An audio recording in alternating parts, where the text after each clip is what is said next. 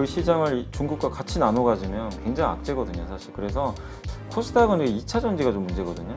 코스닥은 2차 전지가 안 가면 못 오릅니다. 경기 민감도가 하반기를 좀 이끌지 않을까. 근데 조선은 다른 게 친환경 선박으로 바꿔줘야 되거든요.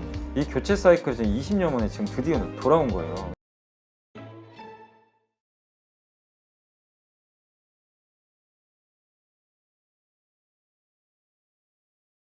네, 오늘 모신 분은 이베스트 투자증권 염승환 이사님입니다. 안녕하세요. 네, 안녕하세요. 예, 참 오랜만에 뵙는데 네. 와, 오늘 마침 시장에 그냥 막 뭔가 회오리 바람이 몰아친 것 같아. 태풍이 몰아친 것 같은 느낌? 네. 잘 나가다가 오후에 네. 갑자기 2차 전지주가 주가 무너지고 네. 또 뭐 안 좋은 또 주가 조작 이야기들이 또 나왔죠.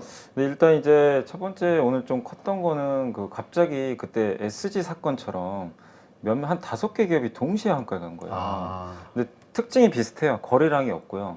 흔히 뭐 자산주라 그러죠. 뭐 동일 방직이나 뭐 이렇게 방직회사나. 근데 그 기업들인데 저도 근데 이 기업들이 왜 빠졌나 이렇게 봤더니 창구를 봤는데 거기 창구는 대부분 국내 창구예요. 그래서 이건 또 SG 그쪽은 아니잖아요.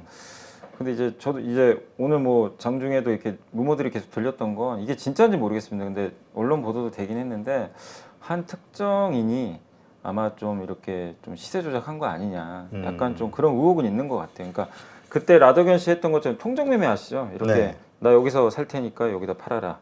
요런 거. 이제 그걸 통정매매 그건 불법이거든요. 근데 그걸로 좀 시세 조작한 거 아니냐. 근데 그게 이제 또 노출이 되니까 그 5개 기업이 오늘 일제히 한가 갔는데 아마 지난 4월에 여러분들도 기억하시겠지만 지난 4월 달에 그 몇몇 기업들이 그 이제 SG 사건이 나오면서 하한가 갔을 때 네. 그때 2차전지가 같이 무너져 버렸거든요. 근데 그 이유가 2차전지가 잘못해서 무너진 게 아니라 심리가 얼어붙어 버렸어요. 그렇죠. 유동성이 위축되니까. 그리고 이제 이거 신용 줄이는 거 아닌가. 약간 이제 유동성 위축에 대한 리스크로 급락했는데 오늘도 공교롭게 이제 그런 이슈가 나오니까 2차전지가 좀 영향을 받았고, 근데 2차전지는 또 한 가지 더 영향을 줬던 게 오늘 이제 제가 그 관련 뉴스만 좀 말씀 한번 해드리면 작년 10월에 그 고션이라는 그 중국계 회사가 하나 있거든요. 네. 이 회사가 이제 LFP 양극재 회사로 좀 알려져 있는데 여기 이제 미시건주에다가 미국에 그 양극재 15만 톤, 음극재 5만 톤을 신설하는 거 발표를 했어요. 그래서 이미 작년에 어느 정도 알려진 내용인데 근데 오늘 왜 급락을 했냐면 이거를 이제 일부 미국 의원들이 이거 승인하면 안 된다. 연기를 요청을 했는데 미국의 그 외국인 투자위원회에서 이거 건설하는 걸 승인을 했다고 발표를 했나 봐요. 그러니까 이제 진짜로 하나보다. 그러니까 그동안은 설마 미국이 이거 승인하겠냐. 그렇죠. 이런 것 때문에 또 2000지 오른 것도 사실이잖아요. 미국 그렇지. 그 우리가 회사- 뭔가 예. 수혜를 받는다. 중국은 못한다는 게 우리 이제 머릿속에 항상 들어가 있었고 근데 이게 진짜로 승인을 발표해 버리니까 이제 시장 참가자들이 놀래버린 거죠. 진짜 이제 미국에서 중국과 또 경쟁을 해야 되냐? 그럼 이제 밸류가 떨어지거든요. 그걸 반영한 것 같고 그러나 영향은 그렇게 크진 않고 펀더멘털 영향은 좀 제한적이라고 보는 게 이게 LFP 쪽이에요. 근데 우리나라는 아직 LFP를 하는 기업은 거의 없잖아요. 그렇죠. 대부분 NCM 배터리니까 그래서 영향은 없는데 다만 이제 이게 장기적인 관점에서 어차피 LFP도 우리나라가 할 거거든요. 하는데 이거 중국이 또 끼어들면 미국에서 중국과 경쟁을 해야 된다. 그렇지. 이런 이제 불확실성. 당장 실적 영향은 없지만 주식시장은 미래를 먹고 사니까 그래서 그 부분에 대한 우려. 그래서 결국 이게 진짜로 승인이 떨어진 게 한 번 더 확인해 보시면 좋겠고요. 이게 진짜로 추진이 만약에 돼서 공장 건설이 들어간다면 일단 국내 그 2차전지 회사들한테는 좀 악재가 될 수밖에는 좀 없는 것 같습니다. 네. 아마 이 부분 계속해서 뉴스가 좀 나오겠죠. 미국의 네. 입장. 네, 맞습니다. 그러니까 그 결론은 거기 지분이 거의 한 30% 가까이 20몇 프로가 이제 폭스바겐. 맞아요. 예. 그러니까 이게 독일 기업으로 보는 것이냐, 중국 맞습니다. 기업으로 봐야 되냐, 뭐 네. 이런 이슈가 있는 것 같기는 해요. 근데 사실은 어떻게 보면 좀 중국계 회사가 맞다고 봐야죠. 그쵸. 그러니까 어떻게 보면 이제 근데 이 미국 입장에서도 그거 알고 있겠죠. 중국 회사라는 거 알고 있을 거예요. 그렇죠. 폭스바겐 지분도. 근데 그걸 승인했다는 건 미국 입장에서는 중국과 물론 지금 안 좋지만 일단 자기네들도 좀 배터리가 급한 건 사실이거든요. 부족하니까 한국만 가지고 부족하니까 일부 좀 길을 열어준 거 아닌가. 근데 그걸 좀 열어준 거는 일단 우리나라한테는 사실 좋은 뉴스는 결코 아니기 그렇죠. 때문에 당분간 좀 흔들리겠지만 다만 이제 이게 미국에서 다른 업체들도 이런 지금 뭐 CATL도 뭐 포드랑 같이 하니 많이 막 얘기들 많았잖아요.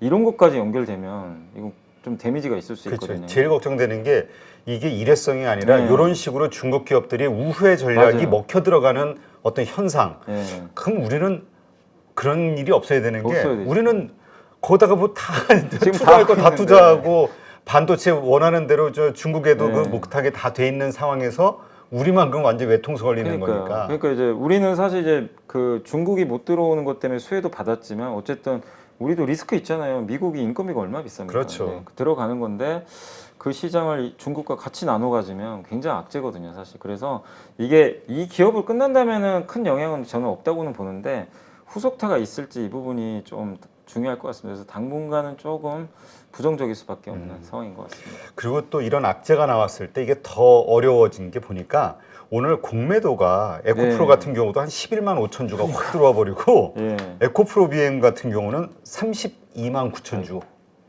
이게 뭐 증거사마다 좀 편차는 네. 있겠습니다만 대량으로 확 들어와. 이때죠. 뭐 공매도 때는 세력들은 이때가 이제 또 사실은 밀어붙이는 기회니까 악재가 그러니까 나왔을 때. 공매도도 사실은 뭐가 이유가 있어야 이게 그렇지. 어차피 공매도라는 건 내려야 수익을 내는 건데 그냥 호재 나온다고 이게 공매도 쳐봐야 수익이 날 수는 없거든요. 근데 이제 오늘 같은 날은 아마 좀 작정을 한 것 같아요. 악재도 나왔겠다. 또 아까 주가 조작 리스크까지 터지니까 지난 4월과 비슷하거든요. 네. 그러니까 이제 이 공매도 세력 입장에서 오늘 좀 매도 치긴 굉장히 좋은 흐름을 좀 역이용했던 것 같아요. 네. 하여튼 오늘 개인 투자자들 아마 깜짝 놀랐을 거예요. 네. 지금 앞으로 하여튼 요 미국에서 어떤 식으로 전개가 되는지 계속 유의 계속 깊게 좀 좀 지켜봐야겠어요. 봐야 될 것 맞습니다. 같고 아까 말씀하신 그 5개 기업은 보니까 방림, 동일산업, 만호제강, 대한방직, 동일금속. 네. 사실 그동안 좀 중소형 자산주 뭐 이런 식으로 좀 봤던 데 아닌가요? 거의 거리랑. 똑같아요. 그러니까 그 SG 사건과 너무 비슷한 게 사람들이 별로 관심 없는 기업들 그리고 일단 거래량이 없고요. 근데 부실 기업은 또 아니에요. 예, 그래서 이 기업들 특징이 어쨌든 아까 말씀하신 자산도 많으니까 PBR 뭐 저퍼주라 그러죠 보통 이런 기업들이 대표적이고 근데 거래량이 없는데 또 특이한 거는 최근에 좀 주가들이 좀 그러니까 아까 저도 한번 차트를 아까 잠깐 봤거든요. 네. 그래서 잠깐만요. 제가 동일금속도 그렇고 동일방직도 그렇고 주가들이 좀 이렇게 보시면 올랐었죠. 야, 이게 저렇게 비슷했죠. 올랐는데. 조금씩 한 번씩 이렇게 빠진 적은 있는데 어쨌든 주가가 이렇게 그냥 꾸역꾸역 오르고 있었어요. 보시면 여기 동일금속만 보셔도 8,000원에서 한 3배, 한 4배? 4배 정도 올랐잖아요. 가장 이상적인 차트 중에 하나잖아요. 네, 우상향, 그죠. 끊임없이. 예. 근데 이제 이것도 거의 비슷하고. 그러니까 이제 근데 이게 이제 어쨌든 이거 주가 조작 아니냐 아마 그게 노출이 됐던 것 같고 그러니까 시장에서 놀란 거죠. 반대 매매가 나왔는지 모르는데 근데 자꾸만 이런 일들이 반복되면 코스닥이나 이런 시장의 신뢰를 완전 떨어뜨려 버리고 그렇죠. 이제 아니 차트가 이렇게 잘 보여도 이거 불안해서 사겠어요. 불안해서 못 사요. 못 사지. 그러니까 이제 시장 그 신규 유동성을 차단시켜 버려요. 그래서 우리가 사실 지난 한 달 정도 고생했잖아요. 코스닥이 이 이슈 때문에. 그렇죠. 그리고 다시 다 회복되나 싶었는데 또 터져 버리니까 이게 참 좀 안타까운 일입니다. 지금. 근데 그동안 뭐 금융당국에서는 그 뭐 전수조사하네 뭐 그렇죠. CFD 계좌 네. 전수조사한다 뭐 여러 가지 일들이 있었는데 네. 뭐 어떻게 된지 그 다음에 흐지부진 것 같아요. 근데 아마 이제 이런 것들도 아마 조사 과정에서 좀 나오지 않았을까. 나왔을까. 지금 뭐 물론 이제 지금 뉴스 나온 게 별로 없어가지고 저도 좀 조심스럽지만 아마 이런 것들이 더 나올 수도 있어요. 왜냐하면 지금 금감원도 작정하고 하는 것 같아요. 지금 보니까 주가 조작 완전 발본색원 하려고. 그렇죠.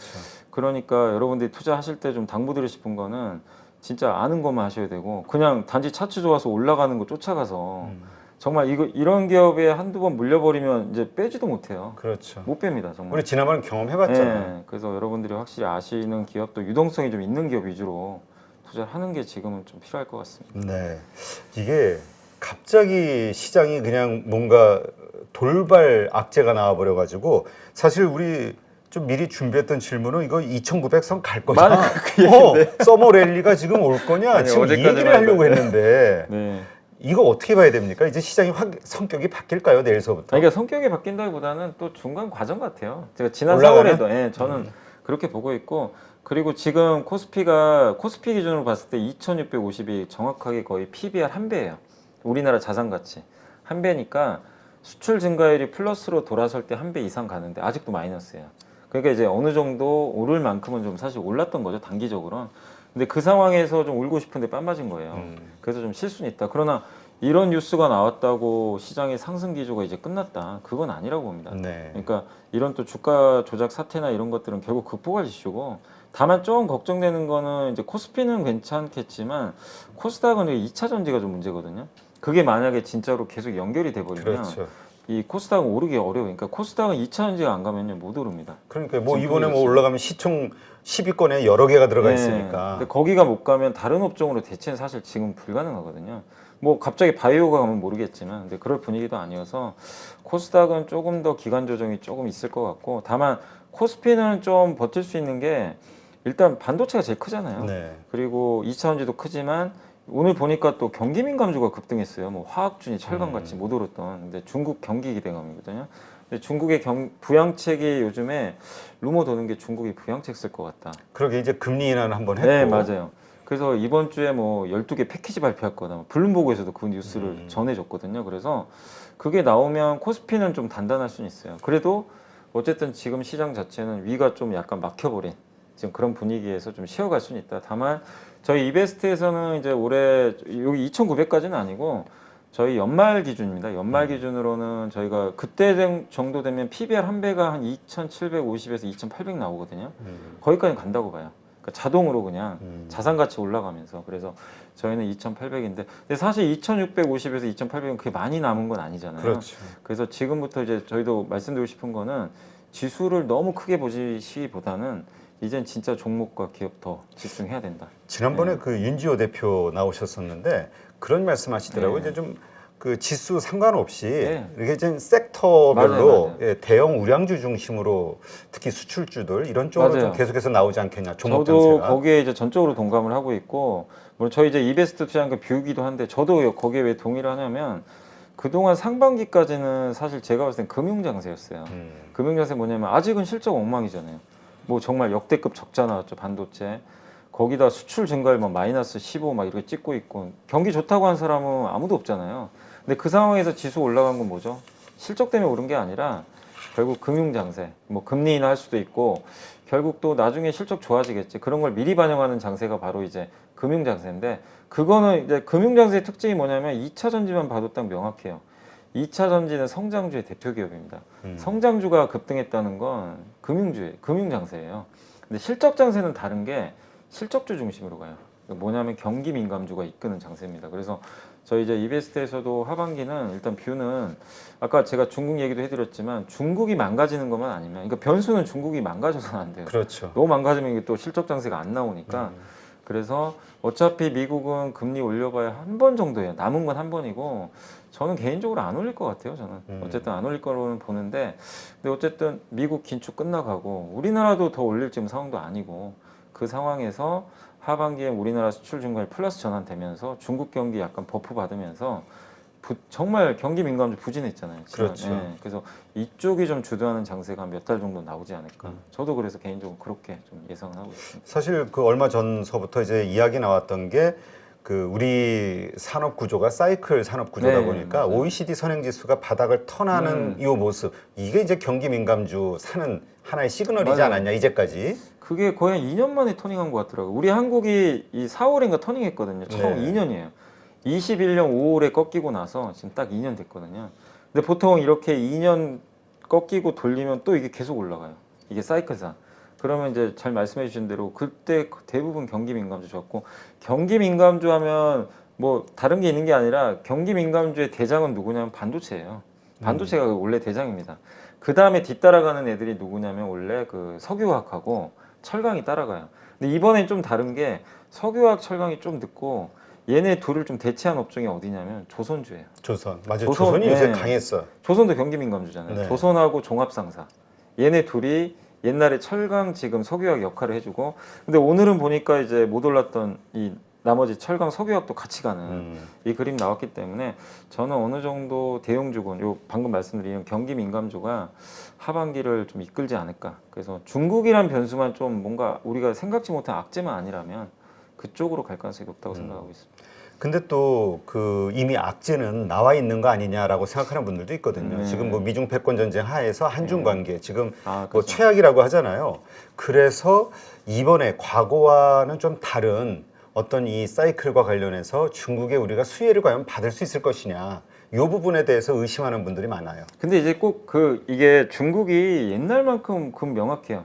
중국이 우리에게 수혜를 줄 가능성이 높지가 않아요. 왜냐하면 이거는 뭐 사드 리스크나 이런 걸 제외하고 지금 갈등 관계잖아요. 근데 그걸 제외하고라도 그 전부터 중국은 자급자족을 하기 시작했어요. 자기네가 해요. 뭐 석유화학도 자기네가 직접 다 하고 반도체는 하고 싶어도 지금 못 하는 거죠, 사실은. 네. 근데 반도체도 얼마나 하려고 했어요. 뭐 얼마 전에 정말 이런 일은 발생하면 안 되지만 반도체 공장을 복제하려고 그랬으니까 그렇죠. 정말 그건 좀 심각한 문제잖아요. 근데 그 정도까지 자기네가 하려고 하거든요. 그래서 우리나라 기업들 중에 중국이 지금 같이 하는 것들 있잖아요. 이거는 장기 투자가 쉽지가 않아요. 옛날 같지 않은 거죠. 근데 제가 말씀드리는 거는 하반기에 이쪽이 좋아진다고 해서 이게 이제 장기 투자 하세요 이게 아니고 하반기 어느 시점에 몇 달 정도는 한번 주도주가 될 수는 있다. 그럼 그때 트레이딩을 하시라는 거예요. 일시적으로 네, 우리는 그거를 트레이딩 하셔야지. 아, 이거 이제 3, 4년 간다.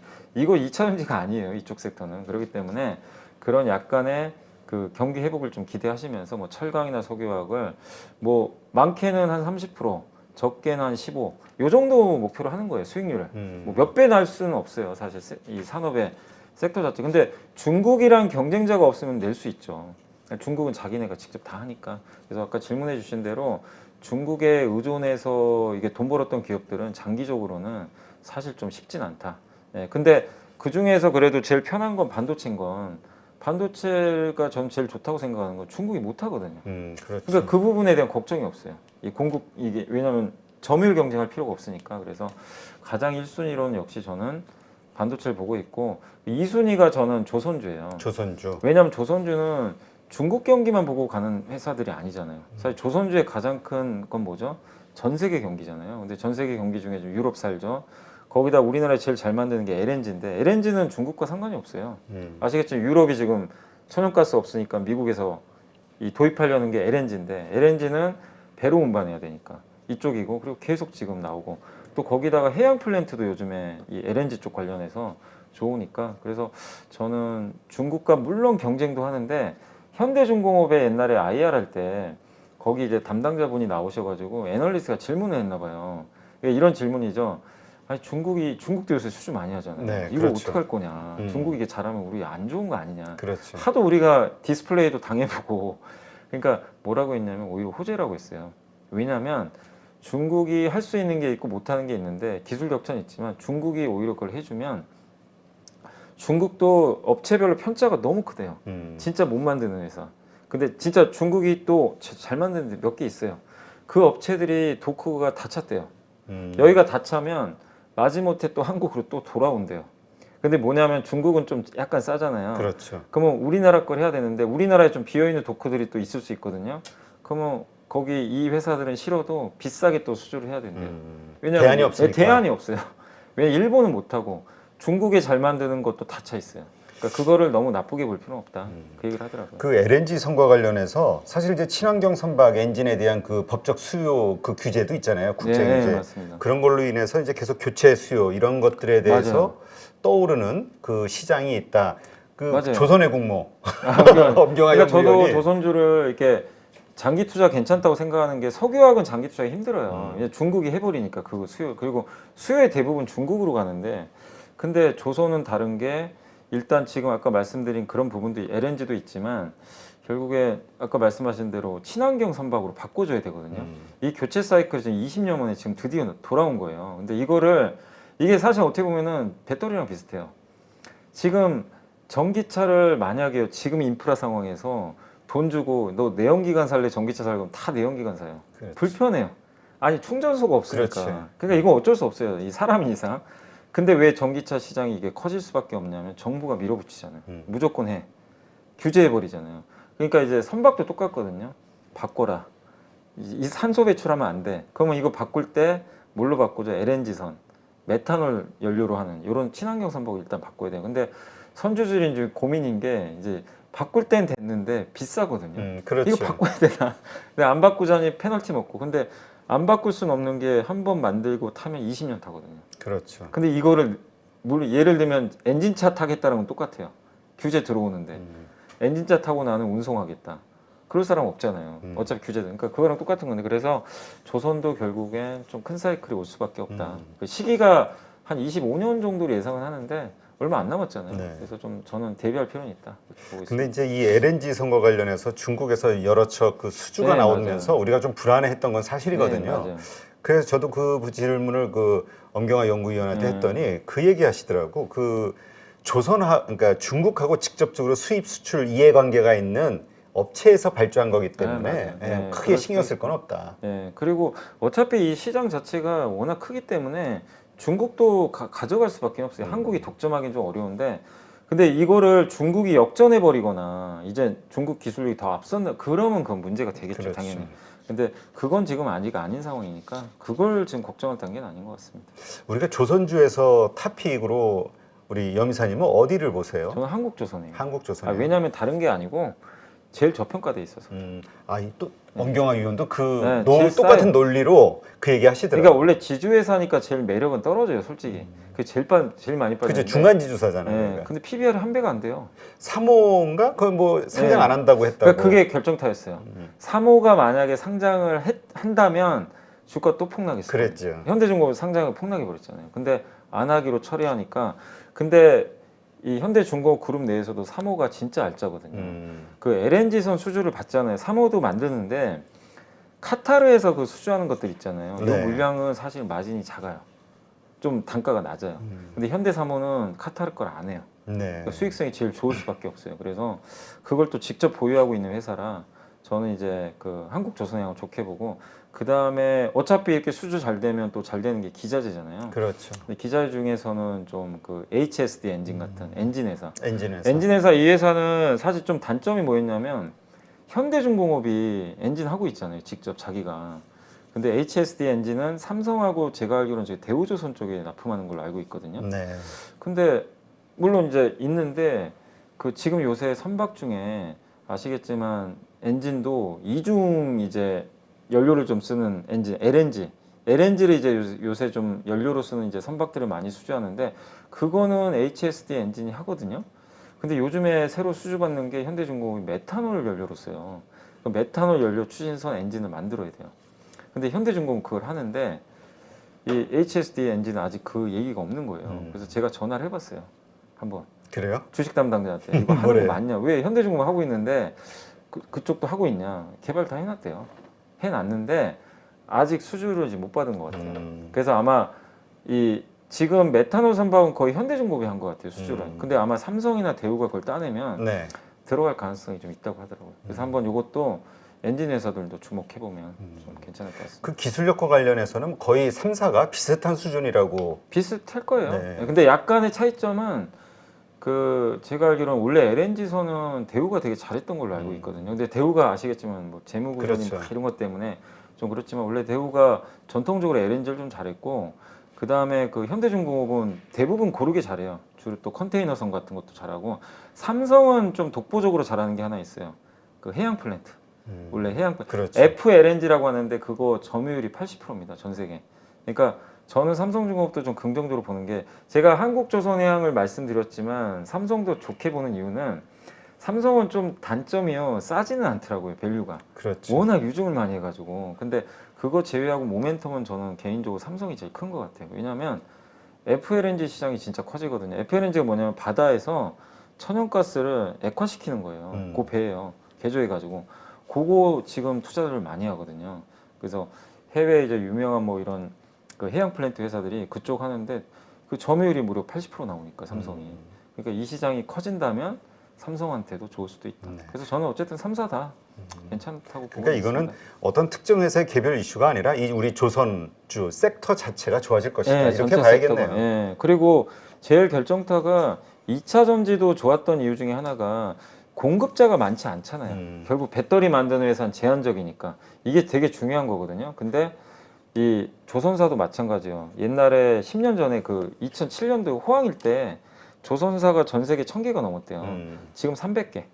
많이 줄어버렸죠. 그리고 그나마도 경쟁력 있는 기업 몇 개 안 되니까 공급이 줄어든 것도 이제 좀 장기 투자할 수 있는 요인 아닌가 보고 있습니다. 네, 알겠습니다.